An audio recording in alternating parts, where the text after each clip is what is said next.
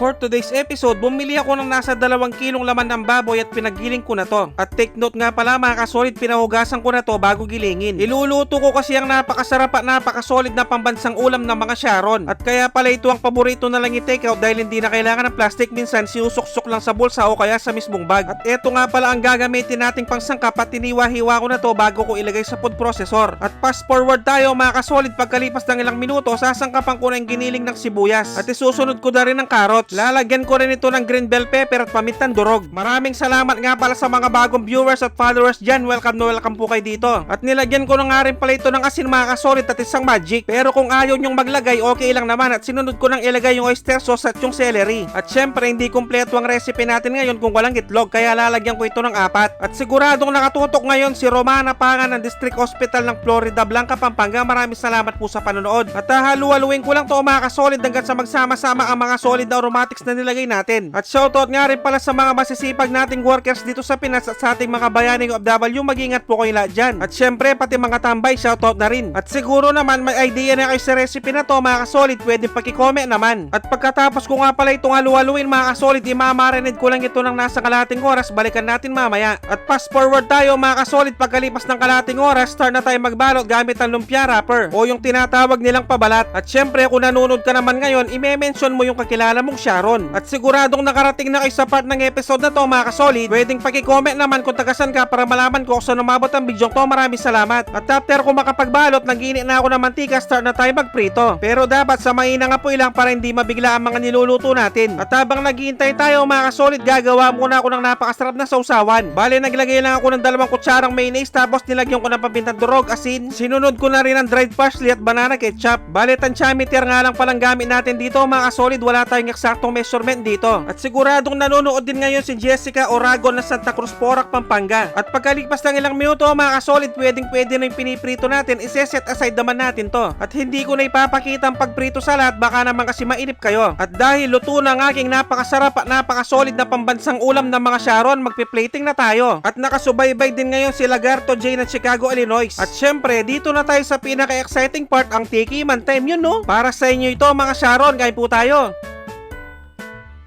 Sus Mariosep, kanyama na po, grabe, napakalasa mga kasolid. At para sa akin masarap na ito kahit walang sausawan, pero itatry pa natin para hindi masayang. At bagay na bagay din siya sa ginawa ko sausawan, perfect din. At mapapahanap ka talaga ng kanin kahit kanin lamig lang pag ganito ang ulam mo. At syempre itatry din natin ang all-time favorite na ketchup. At bibigyan ko na kayo ng pangmalakasang perfect bite para dito mga tampo.